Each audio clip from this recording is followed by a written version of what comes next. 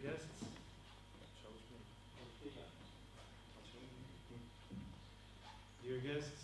academic staff, students, welcome to the 6th International Afro-Eurasian Research Congress. First of all, we have a promotional video of our International Balkan University that we'd like to show you.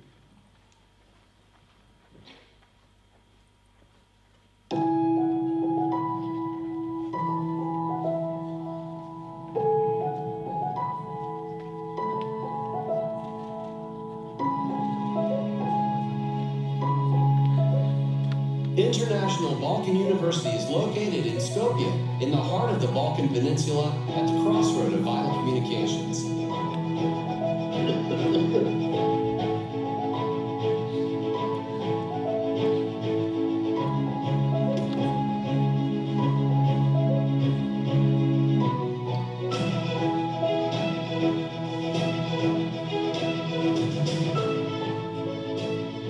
Alongside with its numerous scholarship and 100% English language education opportunities and internationally experienced academic staff with fully equipped new campus and the international agreements, IBU offers to its students education possibilities in Europe and prepares them for a prosperous career.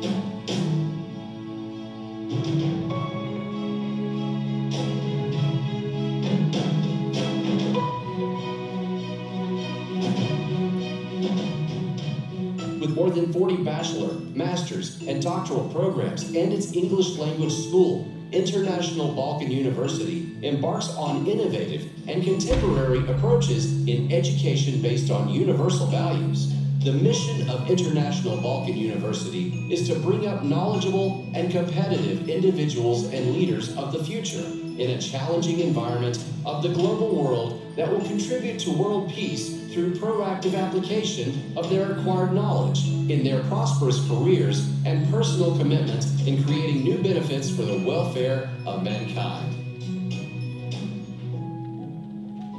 In addition to its highly qualitative education, International Balkan University is renowned with its tremendous successful practice of Erasmus Plus and Mevlana student and staff exchange programs in North Macedonia. In this framework, IBU offers its students and staff international education experience in around 40 countries of the world. An added value to the quality of our education is the fact that International Balkan University is a double accredited institution, both by the Board of Accreditation of North Macedonia and the Council for Higher Education of Turkey.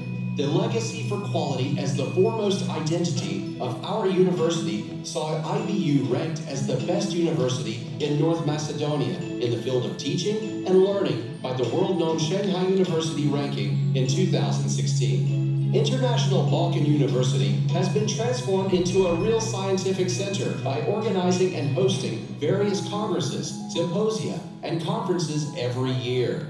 Along with its academic excellence, IBU is familiarized with many cultural and social activities like art exhibitions, sports tournaments, spring festivals, and social responsibility campaigns. Our university graduates, with their comprehensive, modern, and international education, have been engaged in bright careers in leading organizations of all fields all over the world. More than 90% of our graduates reach to their first employment right after graduation, approving the benchmark of educating the leaders of tomorrow. Excellence for the future. International Balkan University.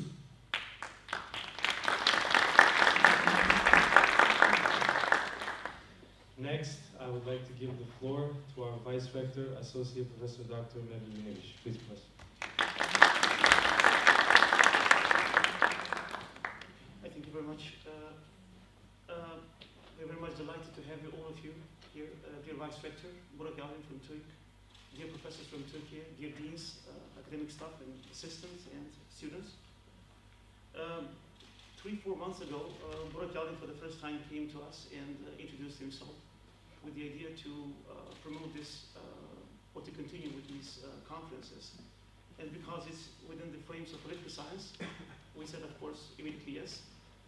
Though the construction might be very small, but IBU has been opened immediately to this perspective. What we can say about this topic, it's a very large, great, absolutely something in which we can talk a lot. And as a political scientist, I can say that to engulf Eurasia and African continent in terms of political, economical, and other disciplines, it's absolutely very small to have one conference. Indeed, I think we can have sequences of conferences. Why do you see this? Because if you just touch the Balkans, you will basically should speak about power sharing, you should speak about the ethnical contingencies that we have here, or something that we need to wait for years to become members of the European Union. If you touch the MENA region or the sub-Saharan Africa, you will come to a point that you will have to talk and present papers about the issue of illegal migration, instability in Libya, the poverty gap that is growing so much, the environmental issues, absolutely, the water scarcity in sub-Saharan Africa, if you will, and so on and so forth. The way how which countries are dealing with these, let's say, developing or underdeveloped countries. But also, if you talk about Eurasia, you cannot move on, and you cannot have a conference without papers which are going to touch the question of Russia and Ukraine, something that is happening in front of our eyes, and sometimes we don't have any answer, though conferences have to be for this. While touching the Russian and Ukrainian crisis, you are going to touch the question of energy resources and the way how EU is dealing and how European countries are very much bad in its perception and positioning, how to create more stable positions about their households and industry, if you will. So I believe that this conference, and IBU hosting with all the partner universities, will give a great challenge to all of these discussions. Some of them are in physical perspective, the others are on online perspective. The number is not quite huge, it's around 60 papers, but I think that this is just a snapshot of our cooperation, and from next year, we are going to enlarge this quite deeply, and our professors from Faculty of Law and other faculties are going to be much more active. I believe so with myself, though I don't have any paper, for which I apologize. But I do think that this is a very good moment in which our professors from faculties, from different variety of faculties, to have networks, which we miss. And I think that with you, with professors from Turkey and other parts of the world, are going to initiate other ideas and identities of further conferences. I do thank you very much, all of you, that you came from Turkey, because you moved from one place to another to visit us, to see us. I hope that we can host you in a most comfortable format. IBU will be always open for conferences and discussions and debates. We need to even go further to have panel discussions, for which you have to know that one door has been opened, and IBU will be always here for you. I do believe also that a professor from Cyprus, Girne American University, Professor Sadık, will give you a good keynote speech in these terms, though he's going to be online, I do know. And summa summarum, I think that you will have a very fruitful conference, and our professors and assistants and students will join. We'll have Q&As, and we'll discuss and we'll debate with you about all these current issues. I thank you very much once again for being here, and I wish you a very fruitful conference. Thank you.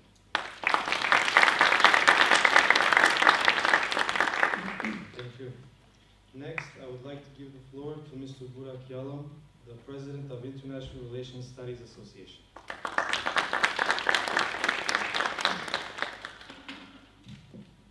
It's always good to be in the Balkans for me. And I should start Günaydın, Dobro jutro, good morning, Merminjes. I think I covered everyone. Since my ancestors are immigrated from the Bosnia and the Bulgaria, from mother and father side, I always feel as a family in the Balkans. And thank you very much for the Professor Mevludin and the IBU for the support, because without their support, it's not possible to be here together. What to say? I don't want to extend my speech, because I want to move to Mehmet Hoca. He's working from the Cyprus. Of course, without Hakan Hoca's support at the last 5th Congress of International Afro-Eurasian Research Congress. We couldn't come here, the 6th one. I hope for this 7, 8, we will go further and we will cooperate all together. Of course, there is a kitchen behind it always. The guys, let's start from Sezen and all the staff here at IBU and from the TUIÇ, our organization. I'm thankful to everyone, and also most welcome is that the professors and the family of Turkey is here. They, as you said, that they moved here to be with us. I'm thankful to everyone. Let's have fruitful conversations. Let's have a really nice network and further cooperation. Thank you very much once again.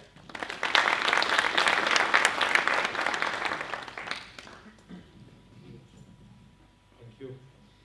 Next, we have a video of Professor Dr. Mehmet Arslan's opening remarks. He is the Vice Rector of Al-Farabi Kazakh National University. Merhabalar, Afro-Eurasian Kongresi'nin değerli katılımcıları. Benim adım Mehmet Arslan. Farabi Kazakh Üniversitesi'nde rektör yardımcısıyım. Bu değerli projenin hayata geçmesi dünyamız adına cidden oldukça önemli. Hakan Hocamlarla birlikte ilk kongreyi, Afro-Eurasian Araştırmaları Kongresi'ni Kazakistan'da yapmıştık. Farabi Üniversitesi de bu kongrenin başladığı ilk günden itibaren her türlü desteği vermekte. Tabii ki biz şu an sizin yanınızda olmak isterdik ama yoğunluktan dolayı maalesef gelemedik. Umarım inşallah bir sonraki kongreyi tekrar Kazakistan'ın kültür başkenti Almatı'da yaparız. Hepinizi Almatı'dan Farabi Kazakh Üniversitesi'nden buradan sevgi ve selamlarımı gönderiyorum. Kısaca müsaadenizle Farabi Üniversitesi'nden bahsetmek istiyorum. Farabi Üniversitesi 1934 yılında kuruldu. QS reytinginde dünya sıralamasında 150. sırada bulunmakta. Türk dünyasının şu anda en iyi üniversitesi konumundayız. Üniversitemizde 30.000'e yakın öğrenci bulunmakta. Dünyanın 50 farklı ülkesinden 3.000'e yakın yabancı öğrenci eğitim görmekte. Özellikle Balkan coğrafyasından da öğrencilerin, tabii ki şu an kongrenin yapıldığı Balkan coğrafyasından da öğrencilerin sayısının artmasını arzu ediyoruz. Üniversitenin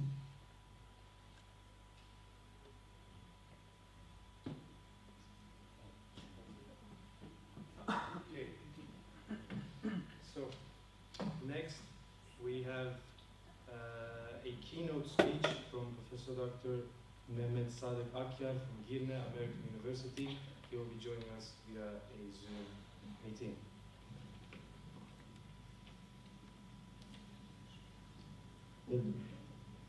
Do you hear me? Yes, Professor, we hear you. Sorry, do you hear me? Yes, we hear you, Professor. Yes. Please go ahead. Okay, I start. Dear Rector, esteemed organizing committee and distinguished participants, welcome to the Afro-Eurasian Studies Congress to be held in the lands where our ancestors, Atatürk and Alexander the Great, live. First of all, I would like to thank Associated Professor Dr. Afro-Eurasian and the President of TUIÇ, Mr. Burak, for giving me this speech and granting me with this honor as keynote speaker. I would like to share my thought and assessment on the three main subjects. Why Afro-Eurasia? Afro-Eurasia is the world's main continent consisting of Africa, Europe, and Asia, and is also called the Old World. Due to its ancient history and geography, recent studies show us that humanity was born in Africa and spread from there to the Old World. Therefore, with its neglect for years and the paradox Africa has started to take its place as a power center, especially after 2000, as the world began to evolve from unipolarity to multipolarity. The Afro-Eurasian mainland has strategic transit routes such as the Balkan, where you are, the Caucasus, Central Asia, and the Middle East, connecting the continents of Europe, Asia, and Africa, as well as strategic sea basins such as the Mediterranean, Black Sea, Caspian Sea, Red Sea, Aden, and Persian Gulf. It is the most strategic geography of the world, geopolitics due to its strategic waterways such as Istanbul, Çanakkale, Hormuz, Gibraltar, Malacca Strait, and Suez Channel. Such a geopolitical and geostrategic position, which embodies the integrity of the continent, land and sea, is important not only in terms of area geography, but also with its ancient historical, geocultural, and geological depth and geoeconomic richness. Briefly, it is mentioned that there is a large area extending from Andalusia to Skopje, Siberia to Cape Town. If we leave aside from the struggle in Antarctica, especially nowadays on the surface of the world, all wars, conflicts, economic struggle, and even terrorist incidents are occurring in this geography. Therefore, it is like a laboratory for academics, politicians, economists, climate, and technology experts.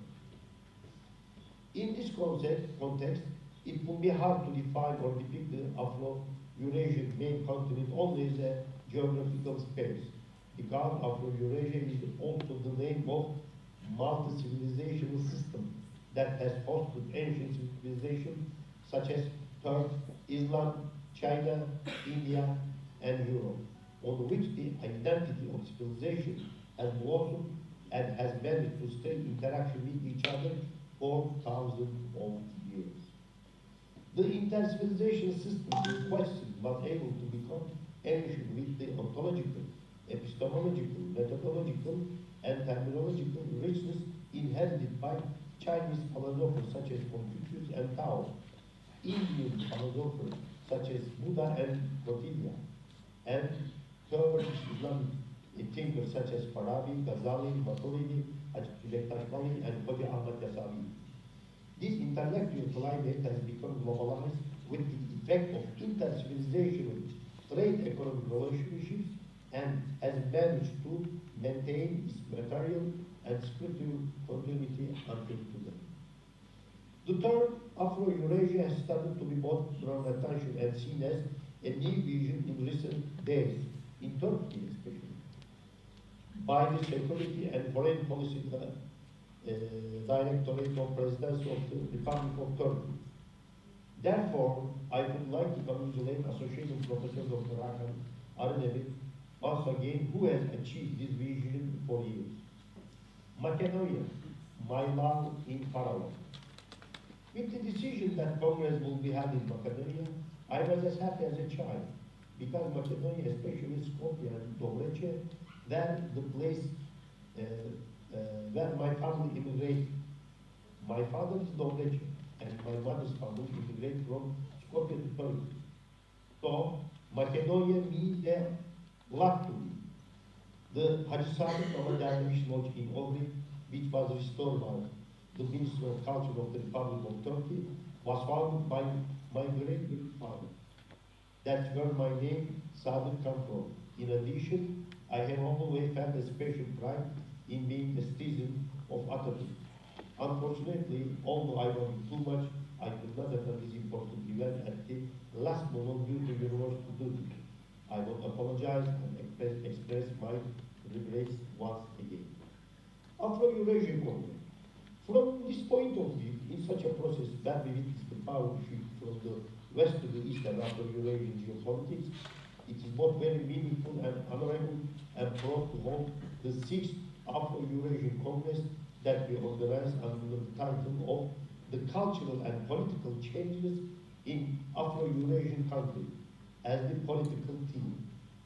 I hope that it will be a very productive, useful work for all participants, guests, and a contribution of new information to the science world.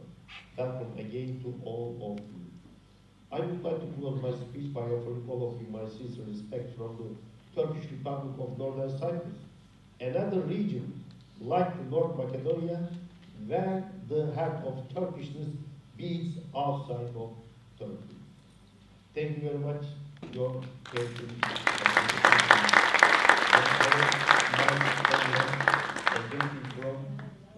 Lord Sadık. Thank you, Professor. Next, we would like to give a few gifts to our guests from our university. First, I would like to invite our Vice Rector Sezen and Mr. Burak Yalım to present a gift from our university.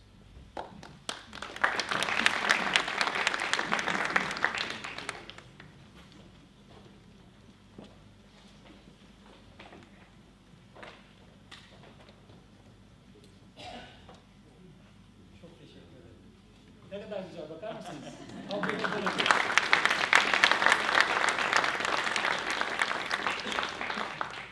Thank you very much. Thank you. Thank you very much. Another one. Another one too.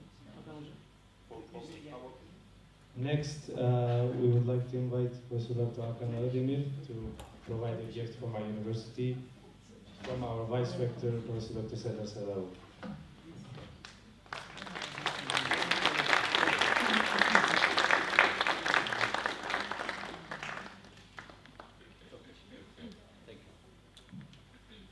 Finally, I would like to invite Adriatic Deryay and our Vice Rector, Mevludin Ibısh. We would like to provide her. We would like to provide a gift from our university. They will say Albanians, but they might say so. On the rice, and I'm not also going to analyze that last part of the book in which actually I am discussing things that are related with democracy. So what is relation between populism and democracy, and there is even entire entire part of the book in which actually I'm discussing how populism actually is working in practice. So I analyzed few countries in which actually we have development of populism. So now one by one I'm going to analyze reasons for appearance and especially for the rise of the populism in contemporary society.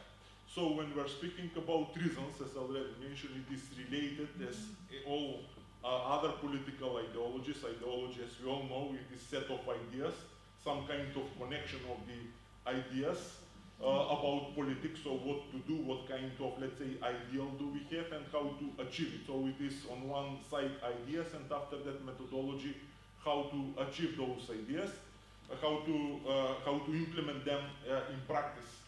But why some political ideologies are rising and other actually are going in different, in other directions, so they are declining. There is, of course, all the time, it is in correspondence with that what kind of processes do we have in the society.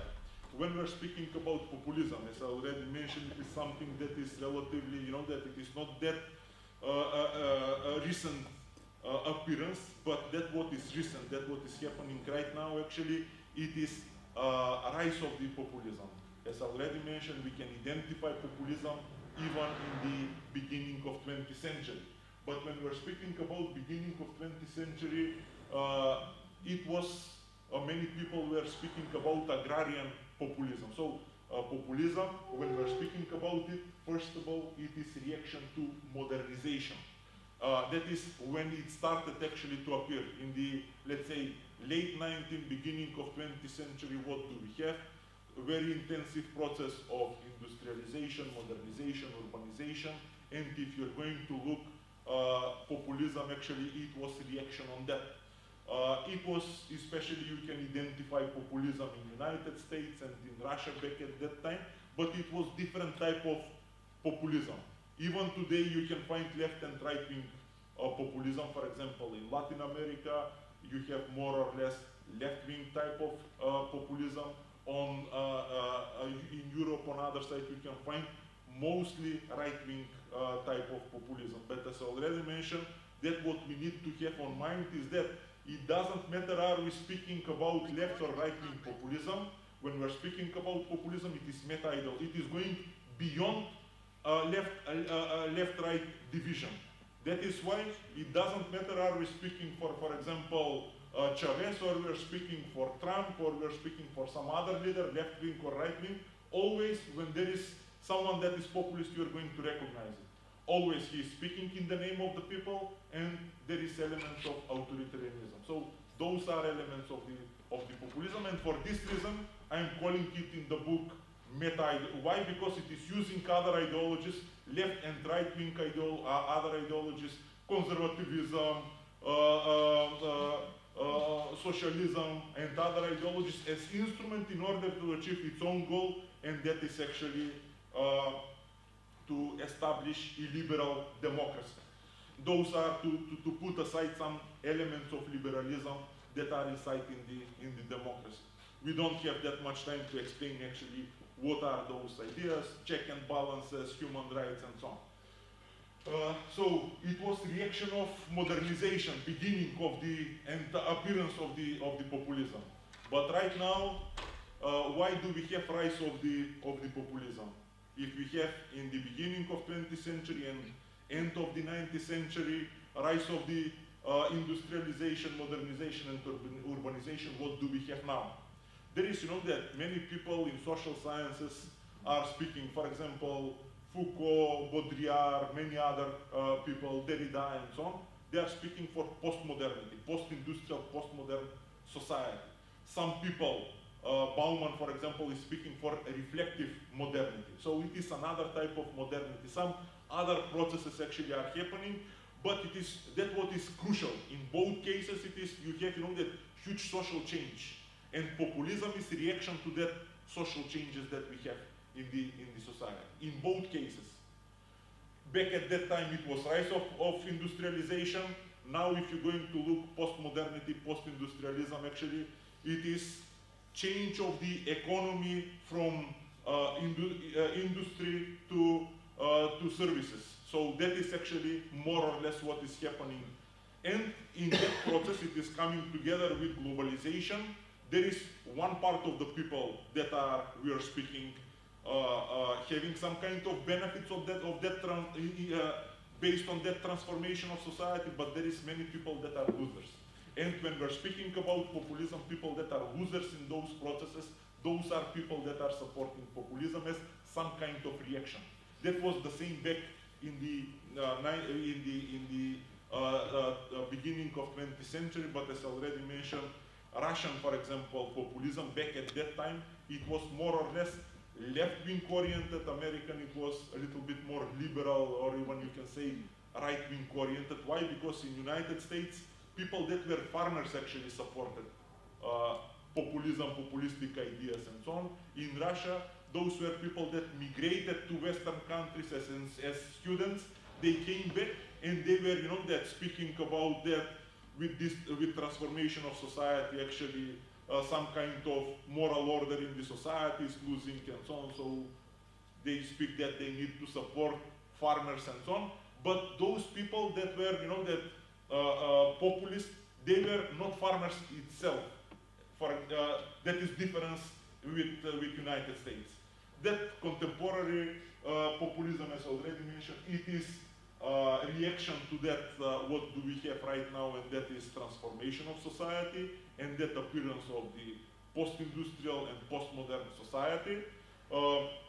It is having those elements, and as I already mentioned, it is coming together with globalization, but when we're speaking about globalization, as we all know, there is different elements in the globalization, so in different segments we can analyze it, in economy, in politics, and also in culture. We can analyze it just in economics and in politics. Most of the people, that some kind of common sense, it is that economy, some kind of, let's say, transformation of economy is something that is causing rise of the populism. But if you're going to look, that research that is done in recent period, actually, there is many elements of political transformation, of political globalization that are even more significant than economic transformation or economic globalization that we have in contemporary society. When we're speaking about that economic globalization, what are the elements? Free trade, and of course someone is having benefits, but there is many countries, and inside in every country there is big portion of the population that is losing its positions.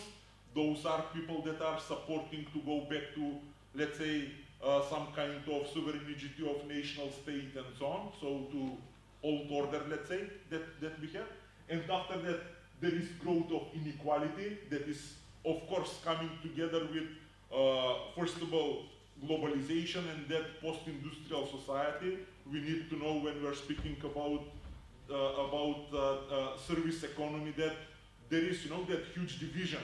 In one side, you have financial sector that is having some kind of incomes that are much bigger than, for example, ordinary workers in industry and so on. But there is many, that industrial workers that lost their job and that are actually now working in that kind of countries that actually in that kind of businesses that actually are less paid. So that is actually we must have on mind. You have this line of the welfare state, and after that economic uncertainty. When we speak about political globalization, there is Euroscepticism, there is question with migration, there is nativism as concept that actually we have in the that is it is concept inside in the populism. So what is that people, which group actually are constituting that collective subject that we have that to which actually populists are addressing, to which they are appealing. After that, of course, we can speak about this line of that is political crisis of political parties. And when we're speaking about crisis of political parties, we are speaking basically about turnout that is declining. So there is no many people that actually are, there is less and less people that are voting. That is because of the political campaigns, how they are organized. There is many negative campaigns that we have. It is another thing, do you have real, let's say, options? There is many political parties, but what they are competing. Because of this, actually, you have a rise of the, that kind of parties that are based on the personality of the, so because there is no differences in ideas, you're voting for one or another leader, basically. So people doesn't have that much choice, and for this reason, you don't have even anymore that ideological parties. There is just, that ideas are similar, goals are similar, just which one is going to do it better. For this reason, actually, you have just, that it is some kind of competition of personality, which person is going to do, but everyone is doing or it is promising to do same thing. So after that, that is non-functionality of mainstream political parties that is coming together with political globalization, political, let's say, national states, they are losing part of their sovereignty. They are giving it to supranational institutions, for example, European Union. Bauman, for example, is speaking that in contemporary society we have divorce between power and national state for first time in the history, according to him. So political parties, it doesn't depend that much on them. There is, that very limited things that you can do when you come on power, when you're having power in your country. So for this reason, actually, a lot of citizens think that it is, that you can vote for one or another party, but in the end, they are not going to change that much your life and so on. So, and in the end, there is positioning of political party. There is entire transformation of the political party. Everyone is going in the center more or less. Those left-wing political parties, they actually are more liberal now than socialist, than social democratic parties. And that is the same when we're speaking about conservative parties. And also, we can speak about the transformation of public sphere, and we're finishing here because there is no a lot of time. When we speak about public sphere, Habermas, we all know that it is conceptualizing it, but also Hannah Arendt and many other theoreticians write about that. What are the new things? New things that are coming in last few decades. First thing, it is that commercialization, even higher level of commercialization of the media. So populists, they are coming on media. Why? Because they can attract audience. They are breaking the rules. There is something that many people want to watch it, and that commercialization actually it is based on that, that how many viewers you're going to have, it is related with advertisements, with some kind of financing of the media and so on. That is one thing, and second thing is new media. So there is a lot of, let's say, conspiracy theories that are coming together with new media. Why? Because on new media, everyone has opportunity not just to share, but also to create its own, let's say, set of informations and so on, and after that to share it. So there is no anymore, you know, that some kind of rules how to prepare informations as we have it, for example, in those established media in which there was journalists. They were able to recognize information, they were all able to let's say, organize it in a specific way, and after that there is editor, that is editorial policy. So there was many, you know, that levels in which you can control that information to be, let's say, organized in a specific way. In contemporary society, you don't have all those things, and for this reason, actually, there is more and more informations that are spreaded, and many of them actually are not reliable, but people are not able to recognize that. So that is actually also one of the reasons why do we have rise of the populism. So that is more or less when we're speaking about reasons. Of course, we can discuss many other topics, but I think that was the topic of presentation of paper that I have. So for this reason, I'm going to stop here. I mentioned in the beginning of our our session that there will be first of all presentation from the presenters, from the panelists, and after that we are going to open floor for the questions. So now it is time for questions. Yes? So Professor, first of all, congratulations on your book. But I wanted to ask you, since you're more closely connected, since you have written also the book, I wanted to ask what definition have you provided for populism, and which political figures from the Balkan countries would you consider as a populist? Okay, so that is very, very interesting question and very concrete one. And you know that when it comes actually to theoreticians and so on, they want to speak a lot about abstract things, but not too much about concrete things. But okay, first of all, definition. When it comes to definition, actually, yes? When it comes to definition about that, what is populism, there is few elements. There is division between elite and populace and people. And after that, addressing to people and following ideas of people. And elements of authoritarianism. So to take control over the situation that is actually, and even to abolish elements of liberalism inciting the liberal democracy. So those are elements of the populism, that what I'm writing in my book, it is how actually we can analyze it as something different, not just populism, but populism as meta-ideology. It means that it can be used instrumentally, it is using other ideologies as instrument in order to achieve its own goal, and that is to establish some kind of liberal democracy. When it comes to, let's say, to concrete examples of populism, you can find it, for example, let's say Milosevic, it was that kind of politician. Tudjman was that kind of politician here in the Balkan countries. So you have all the elements. Always they are addressing to people. They are never criticizing people. They are always speaking about sovereignty. And they are abolishing, they are basically demonizing opposition all the time. Putting aside elements of the liberalism, inciting the liberal. So you have all the elements of populism. Some other questions? Yes. So, Professor, first of all, it was a great presentation, and I just wanted to ask regarding the new media. Since Professor, you said that now there is no such control over the media, what is right, what is basically a truthful information, and what is wrongful information. So, can you tell me, Professor, what can it be done to avoid this kind of problem and to basically detect the true information? That is a very, very interesting question, and it is, you know, that leading us to one very, very old debate about that can be structured public sphere. And even Hannah Arendt actually was, because you know that she is Jew and so on, so she was asking that question, for example, is it legit, for example, some ideas that are speaking and supporting even Holocaust, do you need, you know, that, or is it good to put them, you know, that inside in the public sphere and to be legit and to discuss about them. But even it is older that I should have to mention. For example, John Locke was also speaking about that.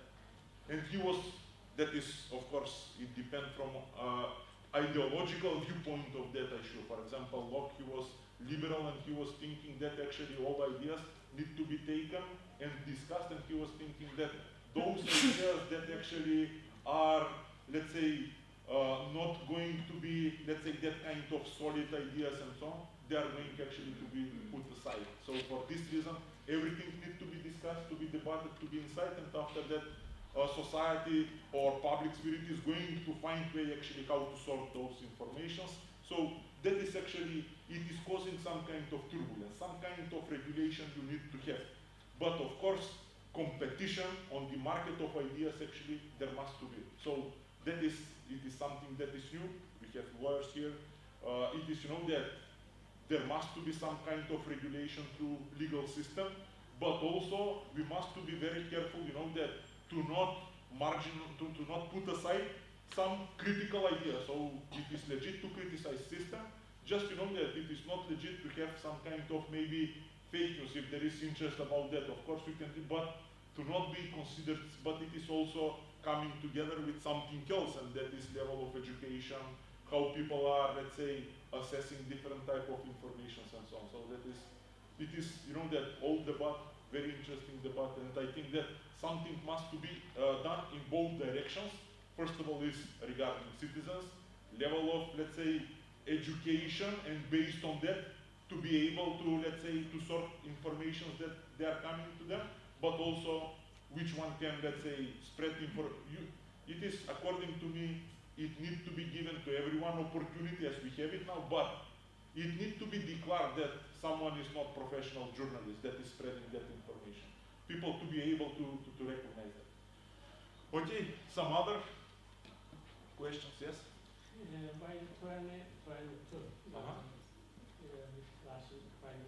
Okay. Which populist policies is getting bigger against totalitarianism, against so-called democratic policies? Do you think maybe your next study?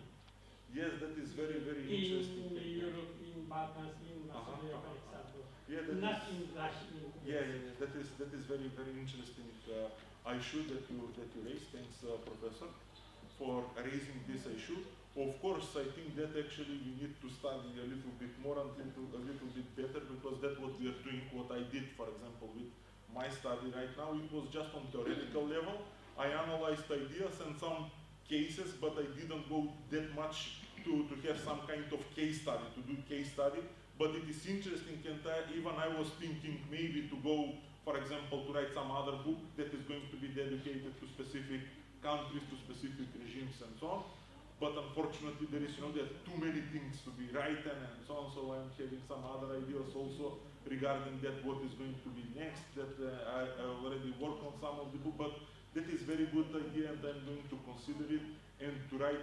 My idea was, you know, that to write something about Balkan countries. I already received one question, and some kind of, let's say, regimes that can be analyzed as populist regimes. But there is, you know, that when we speak about populism and elements of authoritarianism, we must to be aware that there is difference between authoritarianism and totalitarianism. Those are not same things. When we speak about authoritarianism, there is demonization of opposition, but opposition officially is existing. In totalitarianism, there is no legal way how that opposition, for example, law is not allowing opposition party to exist. For example, in communism, when we had communism, in the law it was written that there is just one political party, just communist party. So other parties were not allowed to exist. So that is totalitarianism. And even they were declaring that. For example, Marx was speaking about totalitarianism of communists and so on. So that is, they were not hiding that basically. That is one thing. And authoritarianism is something else. Authoritarianism, it is that you have officially opposition, but all the time there is negative campaign that is coming from all the media almost that is demonizing opposition. So those are But it is, you know, that very, very interesting as topic. So I'm going to consider that, and I hope that I will be able to write something based on this idea. Some other questions?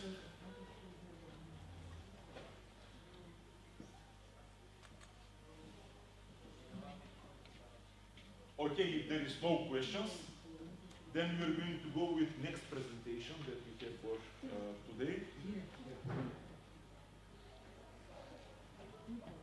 Okay, I just read. So Nikola, Dacev, Dean of the Faculty of Law, is going to give next presentation.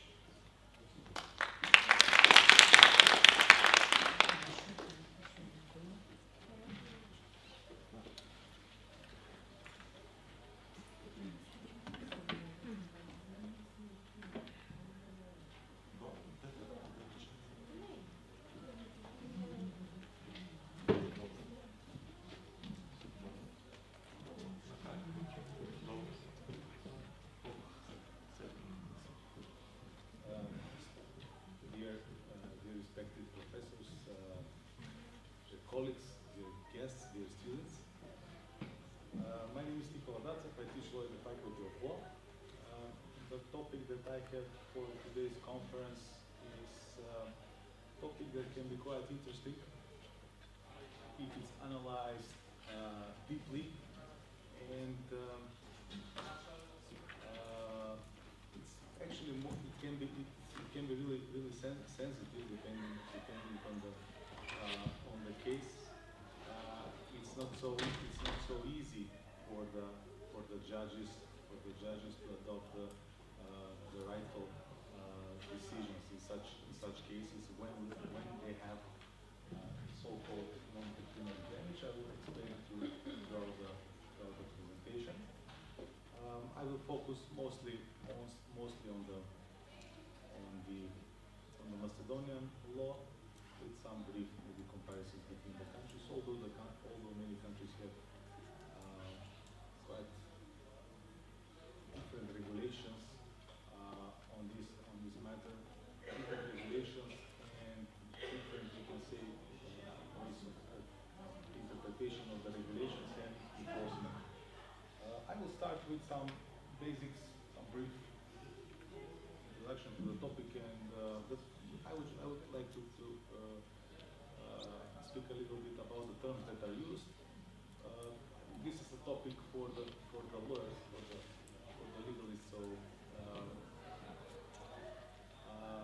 but I would like also for all of the audience to start with some basics here in order to understand the topic and what it is about. When we talk about damages in general, from a legal standpoint, it can have so it's a product of the torts or the tort law. One part, it's a product of the tort law. When we talk about torts are wrongful acts of inflicting damage to someone, to a person's property, reputation, etc. And the result is that that party is entitled to compensation. But also, torts do not cover the contractual liability, do not cover the contracts. Those that are into the obligatory, in the law of obligations and in the tort law know that the obligatory relations are created by, there are two actually main types of getting into an obligatory relation, with the contract, making a contract, and with the tort. Also, there is a contractual liability and a damage that can be a product of the contracts. We must make a distinction between the regulation of the damages in the common law and also in the civil law legal systems, in the European continental law. For example, in the common law, we can talk about damages also as a legal remedy. It is used in the court, besides the legal remedies like restitution, preparatory remedies, coercive remedies, etc. We have the damages as a legal remedy that is directly connected with the monetary compensation that is awarded by the court in the civil action to a party that was damaged, that was injured, whose property or rights were injured from another party, which is of course liable, responsible for the injuries or the damage. But if we try to define it in the civil law legal system, the damage, I can take the example of the Macedonian law of obligations. The damages are defined as a decrease of the property. Decrease of the property, it can be also called ordinary damage, and also prevention of increase of the property or missed benefit, as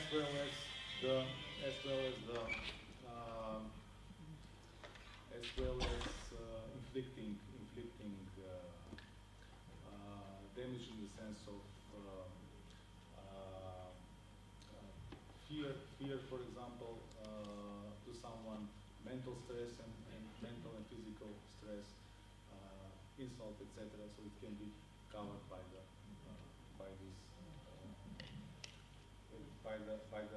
damages. There are different divisions. We can also talk about compensatory, nominal, and punitive damages. I won't go into details here. I would like to put the focus on the main aspect of this presentation.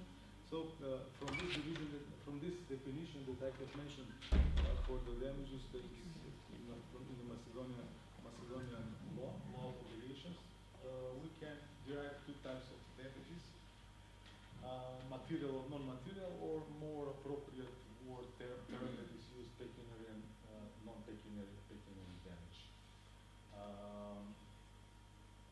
We can say that how the obligations are increased with the increase of the obligations in today's world.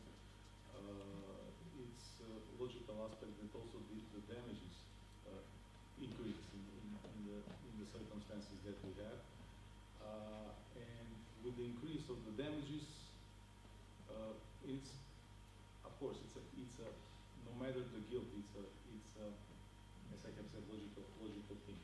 If we get into obligatory relation, I mentioned also the contract, so it's normal to have more damages. It's with the increase of the damages, the question that arises, the main question is, of course, for all of us, we're all, when you have a damage, the most important aspect is the compensation, related to the compensation. Or one of the main questions is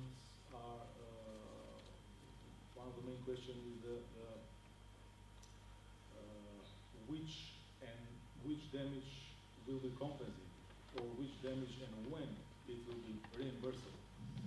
That's the main question. Related to the concept of pecuniary damages,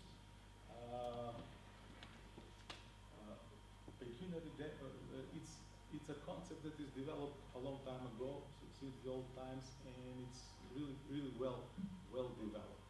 And it's related to the damage on the property that can be easily assessed. So as you can see here, so pecuniary damage refers to what the injured party has. Unlike the non-pecuniary damage, which is a little bit more, we can say, difficult, and it is set more in a more restrictive way. It is decided from case to case.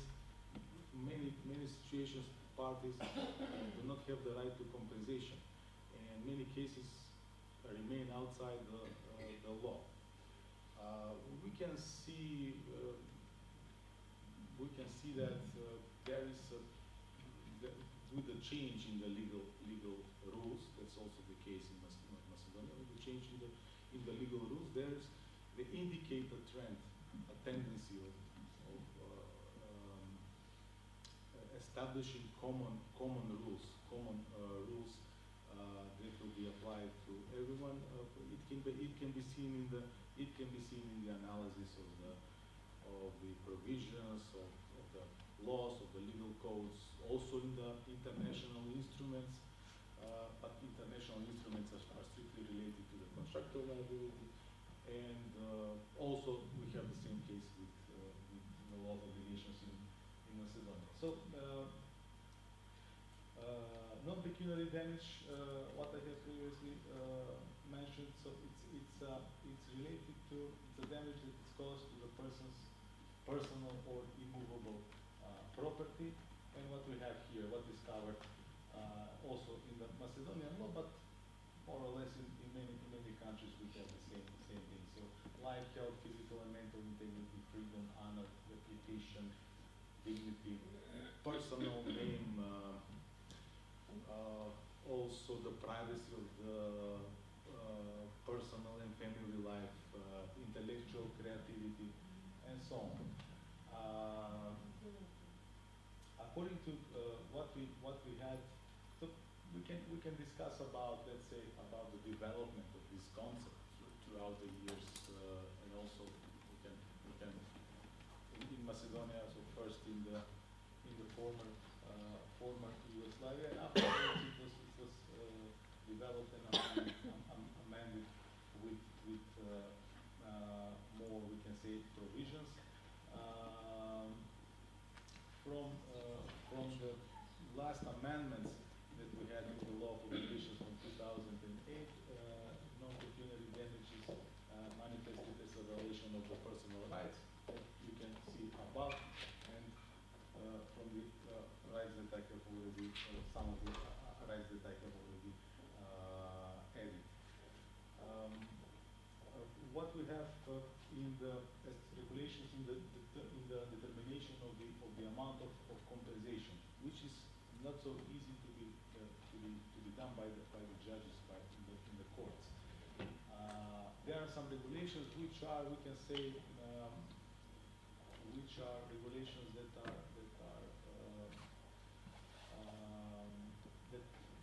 the judges must make a certain interpretation in the court, so they are not precise.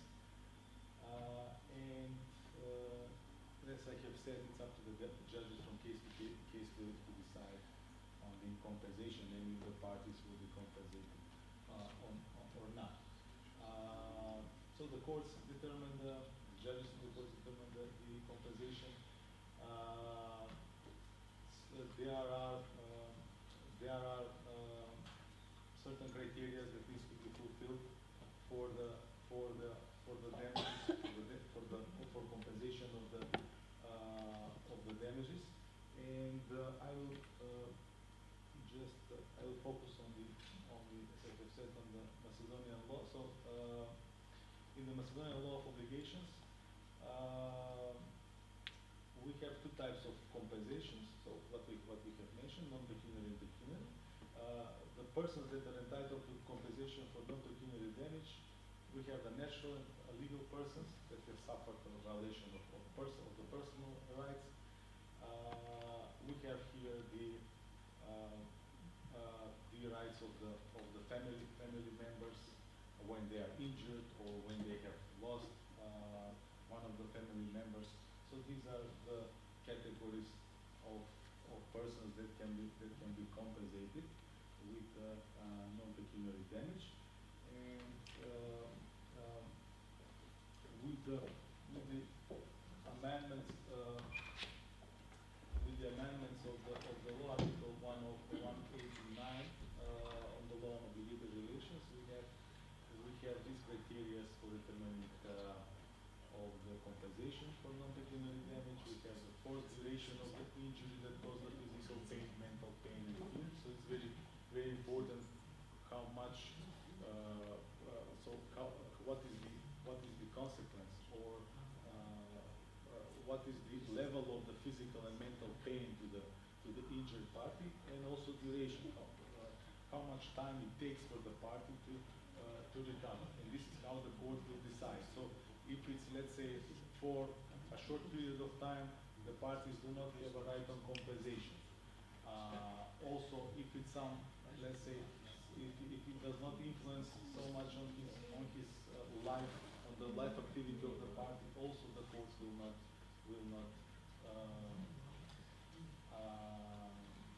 decide to give compensation to the injured party. So the purpose for which the compensation serves, that's what I'm talking about. What is the purpose? If it's for the party to get better or not, so, and the compensation to not be in conflict with aspirations that are not compatible with the nature and with his nature and social purpose. So these are some, let's say, general provisions. In some countries, we have also laws that regulate more deeply this topic. The court will decide on the amount of fair compensation, taking into account, as we have said, time elapsed from the occurrence of the damage to the adoption of the decision. That's also important. If, let's say, the length of waiting for satisfaction and other circumstances justify it, that's Article 192 from the Law on Obligatory Relations. And what is the most important thing, the implications of these regulations, what we have in practice. Here I have put some examples that if we have a insignificant physical pain that lasts from 2 to 3 days, there is no compensation, there is no justification of awarding compensation for non-pecuniary damage. Reduction of the general life ability during the treatment also does not lead to compensation. And what is obvious, what can be said, or what can be emphasized as a remark on the enforcement of the laws related to the law obligations related to the non-pecuniary damage, is the inconsistency in the view of the amount of awarded requests for compensation of non-pecuniary damage when there is a mental pain due to the death of a loved one. For example, we have some cases in which there is a high discrepancy in the amount. Like, for example, of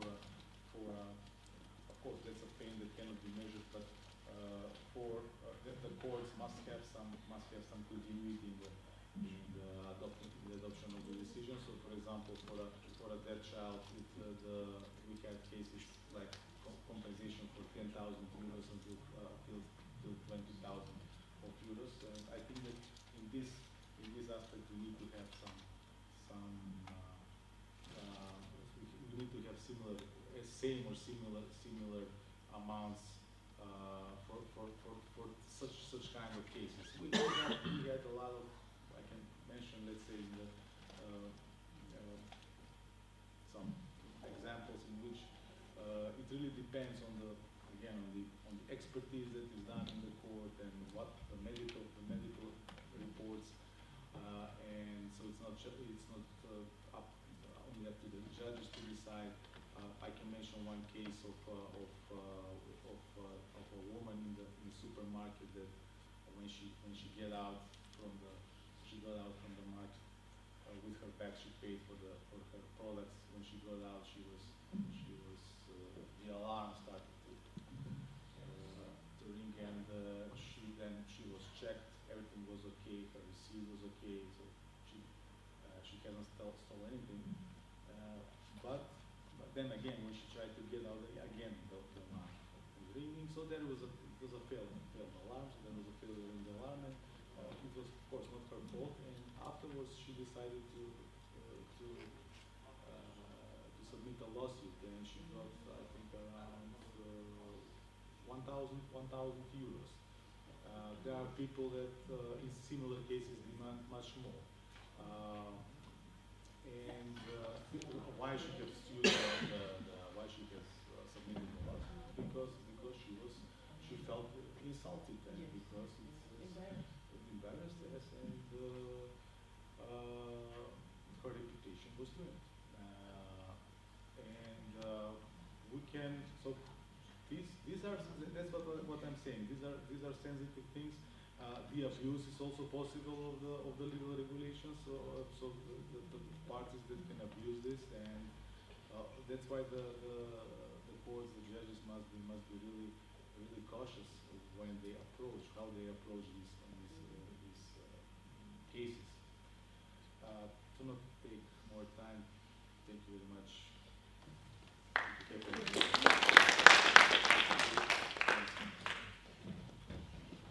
Thanks, Professor Nikola. Do we have some questions? Do we have questions for Professor Nikola? No? Okay, if there is no questions, then now we are going to go with next presentation, and our colleague Anna Kechan is going to give the presentation.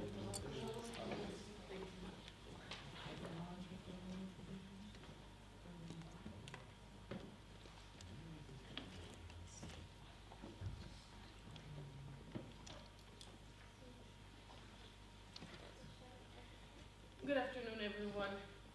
I apologize for now having to wake you up. I'm a little bit louder than my colleague Nikola here, who has a soft voice. You're awake now? Yeah. Well, this was an informative presentation by our colleague Nikola, who taught us what to do now as soon as the alarm sounds in a shop. I'm going to talk to you today about something related to both of what my colleagues presented, related to politics, sociology, related to damage. I'm going to talk to you about evil. Myself and my colleague here, Sezen, who you will hear about right after me, have spent some time discussing this and doing this research. This was part of my PhD from a very long time ago. A research into the theories of Carl Gustav Jung, a very famous Swiss psychiatrist who changed the world with, well, basically one theory, the theory of the collective unconscious, and as part of that, the theory of the archetypes. The most attractive of all the archetypes, of course, if you like that kind of thing, is the shadow archetype. And today we'll see how it relates to the problem of evil. Now, as I'm sure we're all aware, the problem of evil is not something current, contemporary, it's not something modern. It is something that has plagued the minds of all of us, regardless of whether or not we're great thinkers. Thinkers, philosophers, people of all religions, even people of no religion, as it is not necessarily linked to religion. Since the beginning of humankind, and many theories have been proposed, many theories by, throughout centuries, even nowadays, as it never stops being of importance. Now, what is it? What is its origin? What is its definition? And there is a generally accepted belief that evil is the polarity or the other side of good. Now, I will mention a little bit about the theories of philosophers, theories who've, people who've actually, thought about this a lot more than I have, and especially people who have had the experience of different kinds of evil. However, as I said, as my main focus is on the study of psychology, I will focus on Jung's theory of the archetypes, and we'll see how what he came up with is directly linked to this issue. Now, as I said, the part of his theory that has interested me the most has been the theory of the archetypes, although nowadays you hear the word archetype being mentioned in every single context. So the word is being, popularized, generalized, thrown around in every single possible context. I would say that is wrong. However, that instead of saying it is wrong to use the term archetype very generally and broadly, I will just focus on how Jung defined it, although even he himself changed his mind and changed and worked on the definition until his death. So, the shadow archetype, as one of the archetypes that inhabits the collective unconscious, is probably the most studied by both Jung himself and his followers, and has recently come to attention in the world of psychology and psychotherapy, as that is one of the areas of my areas of expertise as well. It's called shadow work, and shadow work is used it's a psychological practice that is used to enhance a person's well-being by bringing to consciousness suppressed contents, which is not always a good idea, but what is the shadow and how does it actualize the problem of evil? As Jung spent most of his lifetime working and analyzing and researching this particular archetype, through his own experiences with dreams, fantasies, working with clients, working with patients, as he was a psychiatrist, he emphasizes the importance of this particular archetype in the structure of the personality, and he went so far as to say that the meeting with oneself is at first the meeting with one's own shadow. Barbara Hanna, another follower, said that whatever ground we can reclaim from the shadow is firm and fertile ground that enables us to commence building the house founded on the rock. By that they mean our ego and the personality that is centered around the ego. In contrast, everything built only on the light side of the ego, complex, only on the light side and not the shadow, or on the persona, invariably turns out to have been built on sand. It thus should become obvious what great importance this archetype has, but what are the origins? The origins, according to Jung, is, who says that the most accessible and easiest to experience for its nature can in large measure be inferred from the contents of the personal unconscious. Another differentiation that he makes between the collective unconscious and the personal unconscious.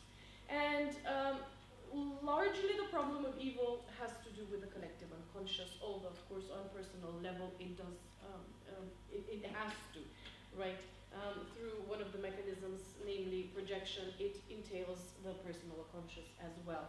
So the personal unconscious is a more or less superficial layer of the unconscious that is undoubtedly personal, and this is very different from Freudian thought, right? Because Freud did not make this distinction between the collective and the personal unconscious. He talked about the subconscious more as sort of below the threshold of consciousness, contents. However, the personal unconscious rarely contains archetypal content because the content that is found in this personal unconscious is to be found way, way, way beneath it, in an unconscious that we all share, regardless of who you are, where you're from, regardless of what age you are, and regardless of upbringing, the collective unconscious is something that we all share as humanity. Now, the shadow in particular is an ego that might have been, so it's an identity structure. And therefore, that is why it seems so important. When aspirations, instincts, desires, needs, as well as qualities, any quality, positive or negative, are being repressed, the psychic energy of these phenomena is not, if you think of, one of the most famous things that Einstein has told us is that energy cannot be destroyed. Once created, energy can change its form.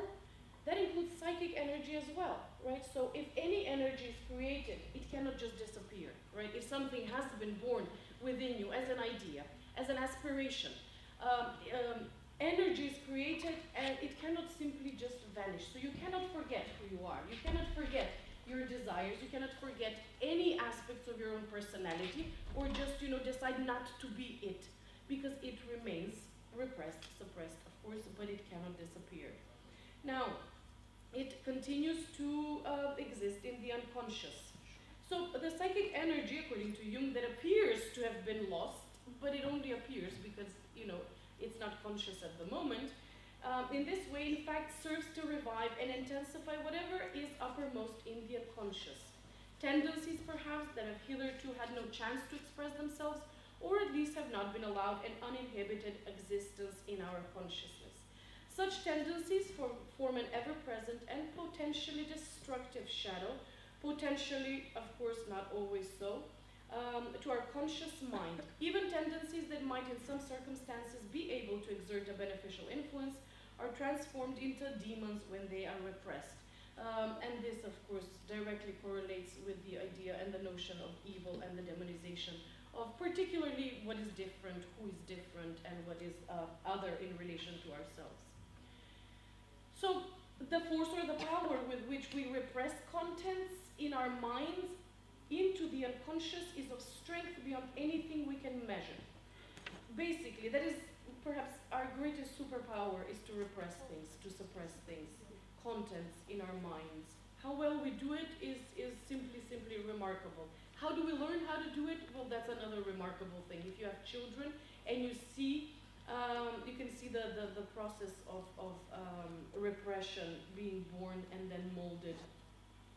So, Freud, of course, as you know, was the first to write about it in the second half of the 19th century, perhaps particularly in the context of effective psychosexual development, particularly of the superego in children. According to Freud, the fear of castration is the primary motivation for this development. We have now, 150 years later, moved away from Freudian theory. We no longer believe that it's the fear of castration that is the primary motivation for repression. And one particular theory that is current by Balbi, well, not that current, it has been 40 years, he says that the impetus to effective superego development is the fear of being abandoned by the mother for being unacceptable, and the horrendous prospect of being totally rejected because of some partial revelation of the self is at the bottom of all feelings of guilt, all desire for punishment, and all longing for atonement and reconciliation. So this is reason enough for unacceptable contents to be repressed, all in the effort to be accepted and loved by the primary caretaker. And this is a need, as you know, as we're all aware, no matter how old we are, a need that persists, you know, throughout our lifetimes, to be accepted and to be loved by people around us. Now, most cultures, as we know, characterize the unacceptable contents or elements as the animal nature, the dark side of humanity, the beast in the humans, and partially, this is our shadow. Some characteristics of relevance are the following. The most important quality of the shadow is that it is an identity structure, which means it belongs to our original ego structure, original tendencies that have at some point in our childhood been born, but were never allowed to be expressed. And, of course, as the shadow is a possible ego, or an ego that might have been for all of us, in the dreams and the fantasies in particular, the shadow is of the same sex as the ego, male for men and female for women. And finally, and most importantly, the shadow is projective, right? We project our unconscious contents onto other people, groups of people, generally into the world outside.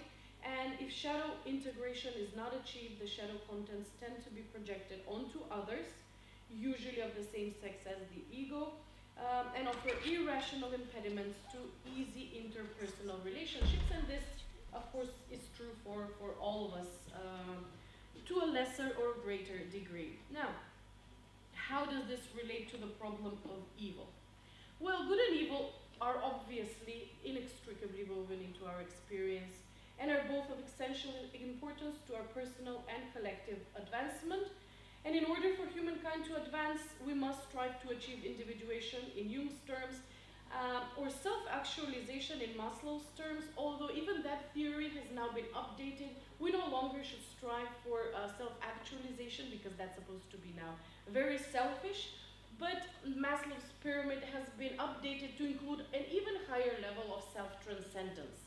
So, okay, you actualize yourself, fine, but then you should transcend yourself. So go beyond your own self. But of course, Maslow didn't think of that. This is just a contemporary sort of addition to his theory. Now, the first step on the road to individuation, which is Jung's term, is integrating one's shadow contents. In other words, without the acceptance of our dark side, there can be neither personal nor collective progress. And, of course, these negative aspects of contents that we have suppressed or repressed in our unconscious inevitably actualize the complex issue of evil. And although it's generally easy to see one's personal shadow with the help of some criticism, right? Just think of people, usually of your own sex, that you don't like, qualities that you hate in others, and then look in the mirror, according to Jung. However, when it comes to coming to face with the archetype of the collective shadow, that is a rare and shattering experience. To be gazing into the face of absolute evil. Because for Jung, speaking from a psychological point of view, evil is a projection of the collective shadow archetype. And as such, it can become an objective reality, and it does become an objective reality, although for most of us, it means sitting at home watching the news, right? And watching all these representations of evil. And hopefully, rarely for all of us, you know, that kind of meeting the evil is rarely personal. So, there are different definitions of evil that do kind of support this theory that Jung had of what is evil. So I'm just going to mention the privation theodicy, the free will theodicy, the Iranian theodicy, the totality theodicy. Each of these is a justification of God, and it's obviously not from a Christian standpoint, as these ideas are to be found in pre-Christian thought as well. The Greeks, of course, they have, you know, a lot to say about everything, including evil. Okay? And these are some things. I'm running out of time, so I will not go into the juiciest bit of, you know, what is evil according to all of these philosophers. However, these theodicies that are being mentioned here, as I said, they support what Jung said about the shadow, particularly evil as the projection of the collective shadow. Finally, I will, you know, these are just the different theodicies, and just a second, I'll just mention the totality theodicy. Finally, is the one that supports Jung's theory the most.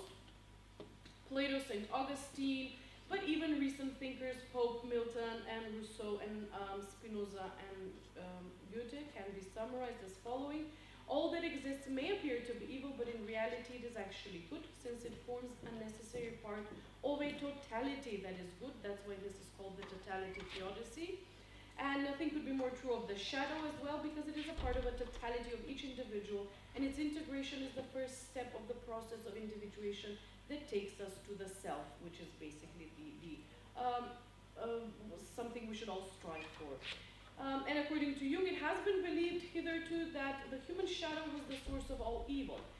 However, now we can ascertain on closer investigation that the unconscious man, that is his shadow, does not consist only of morally reprehensible tendencies, but displays a number of good qualities, of course, as we all do, such as normal instincts, appropriation reactions, realistic insights, creative impulses, and on this level of understanding, evil appears more as a distortion, a deformation, a misinterpretation, and misapplication of facts that are in themselves natural.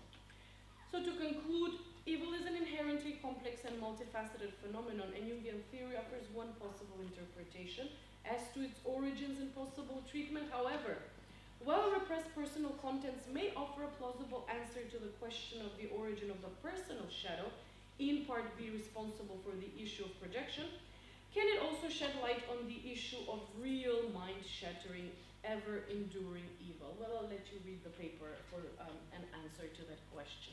I thank you for your attention, and yes, if anybody wants to talk evil, well, maybe we can do it during the break.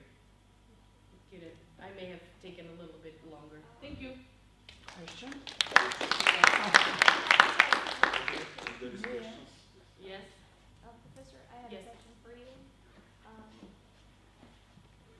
First of all, I have read about Carl Jung for more than 3 years, and I'm always amazed by his theories.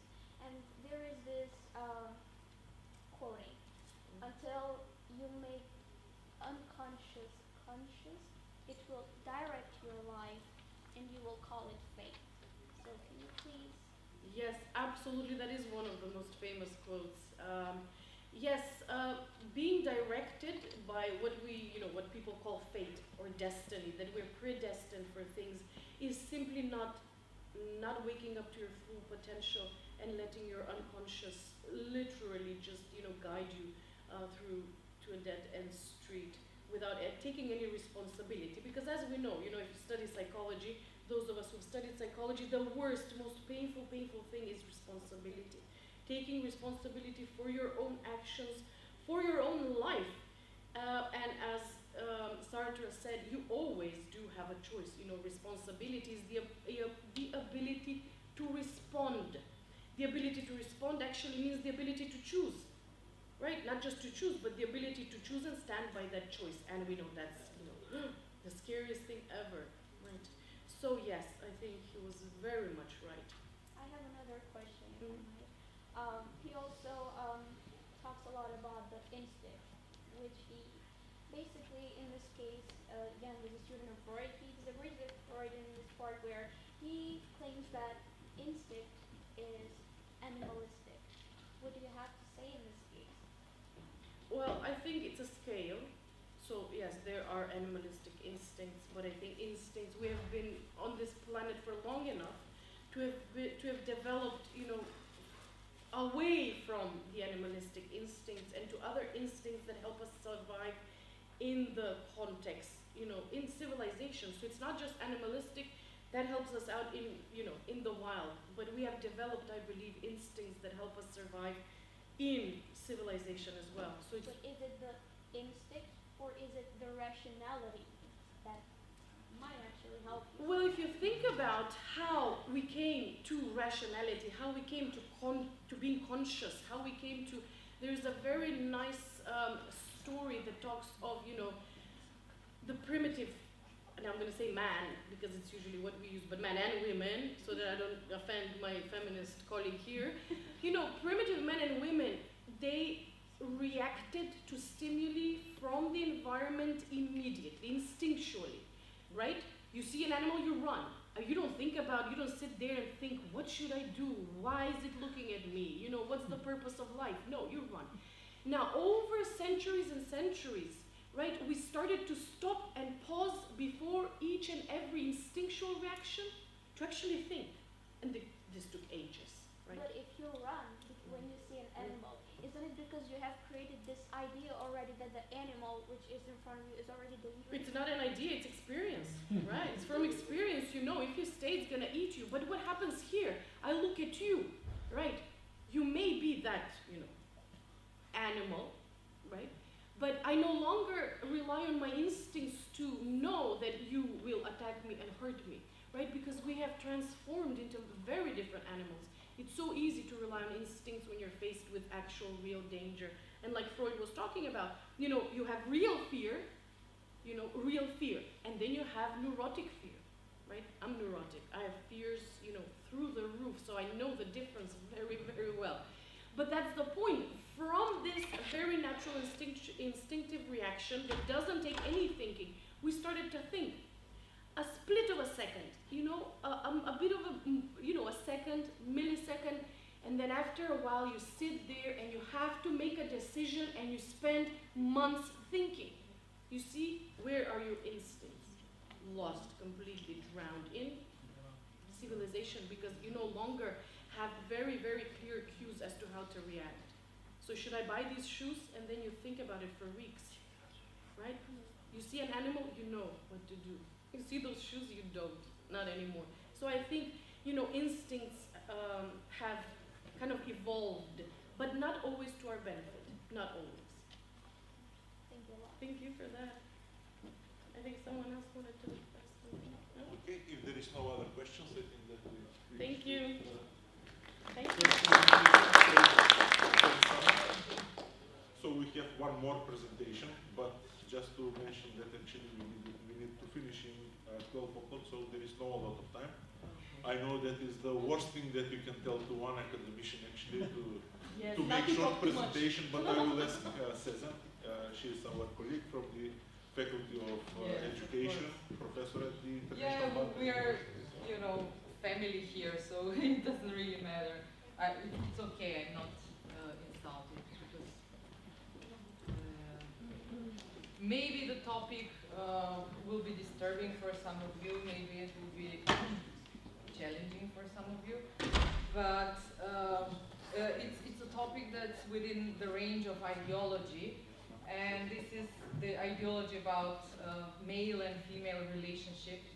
And in particular, what I'm going to talk about today is about female misogyny, which is a reflection of to the masculine ideology. So it's for those who are interested interested in female-male relationships, this is a feminist topic. So first of all, before I was kind of reserved about the topics when I saw the other titles, but then I also had a small-scale survey before I came here, and I asked people whether they know the meaning of misogyny, and luckily none of them actually knew the definition. So as a result, I kind of feel good for this because I can, tell you something that you haven't already known about. So misogyny, by definition, is the contempt towards women. When you search the definition, you usually find the word hate, but I think hate is too much of a strong word. So contempt is a more,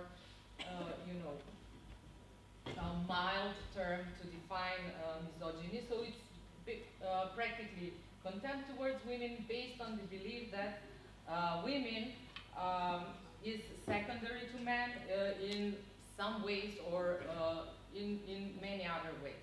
So it is also the belief that the achievement of men are based on or are a result on their personal qualities and personal achievements, whereas the achievement of women is the result of their being favored by men generally based on their looks and not really on their intellect and intellectual achievements. So there is this general idea which unfortunately is still prevalent even today, that women succeed because of their cunningness, because they're foxy, and or because of their charms, because of how they look, and they're able to charm men and deceive them into achieving certain goals. So misogyny usually refers to men disregarding women. However, there is another problem in society. It is, and this is what I'm talking about, the problem is where female misogyny begins. So it's not only men who despise women or hate women. There is this internalized feeling that women also despise women, disrespect women. And so this is another stereotype which is not really overt or seen openly. However, it's very much present. So I have an example here of a woman, Kate, who is in her 30s. She's an accounting specialist, and she spends most of her time working with men in a team where the majority are men. So she consciously chooses this place because, according to her, working with women is not productive. And she says, female working teams resemble a snaky knot filled with gossip and never-ending chatter. So I'm sure that we all use these terms, even myself and even we women with each other. And then she even adds that she's not like other women. She's different, so she doesn't want to be compared to other women. So meaning that other women are lesser than her, and also meaning that working with men is more productive, brings better outcomes than working with women. So in relation to this, I could say that many girls and women want to emphasize their multidimensionality and individuality by distancing themselves from the conventional female image. And what's the conventional female image? Long hair, a lot of makeup, high heels, attractive looks in general. So women who do not agree or despise this type of women, they simply distance themselves and they simply say, I'm not like the other women, or they say, I'm different from other women, which is a statement they use to portray themselves in a positive light, in a opposition to the light, the other light, which usually brings negative connotations. Oh, you know, the girl with makeup who is not so smart, right? So this self-positioning is motivated by praise such as you are different from other women. So we also want to hear that we're not like the other girls, right? Which intentionally or not shows contempt or distaste for other women. So I have an image here.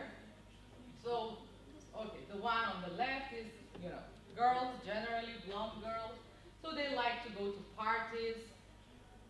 They listen to bad music, whatever that is, right? They put a lot of makeup, they're on Facebook, they gossip, they take selfies, and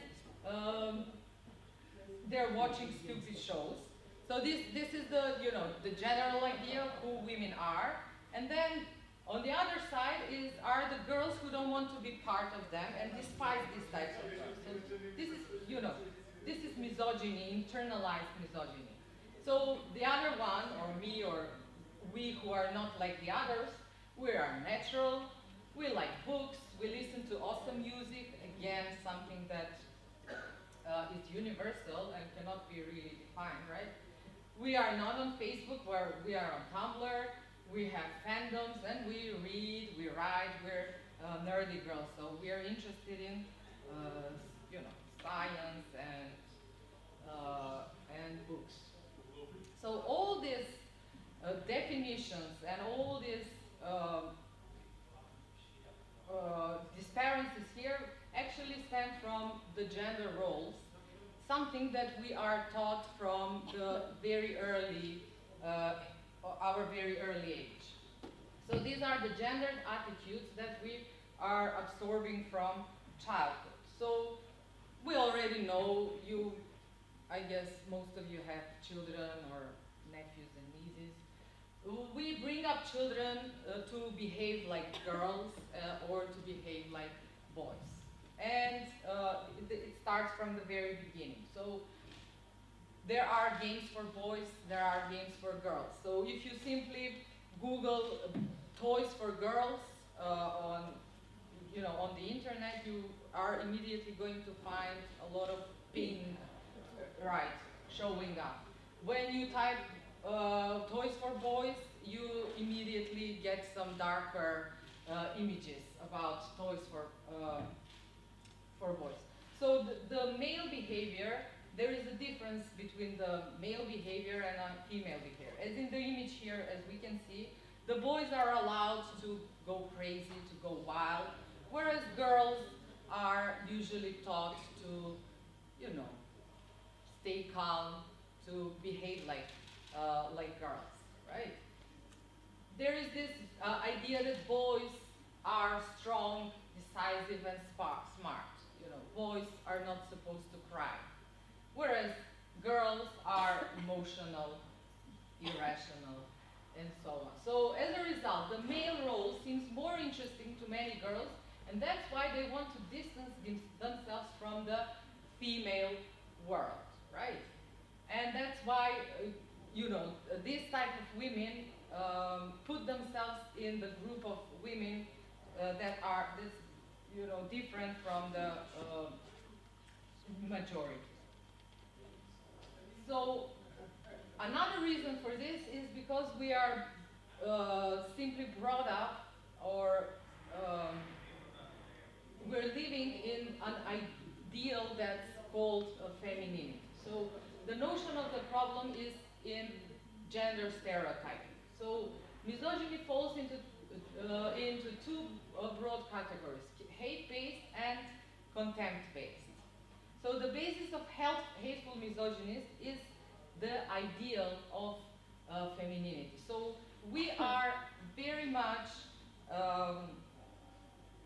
indoctrinated to believe that there is an ideal female image, ideal female figure that we need to follow, to aspire for, in order to be accepted in society. So today's prevailing feminine ideal portrays the ideal woman as thin, trim, youthful, pretty, attractive, alluring, mild-tempered, nurturing, so she needs to take care of everyone, compassionate, she has to understand everybody and everything, not promiscuous, not too ambitious, ladylike in manners and presentation. So these are too many, you know, obligations that a woman needs to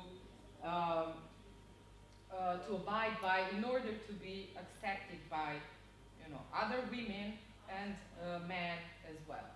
So in certain segments of the population, women should also be domestic and subservient to live up to the prevailing standards. So in today's world, actually, women have extra obligations. So they're expected to be successful in their professional life, but they're also expected to be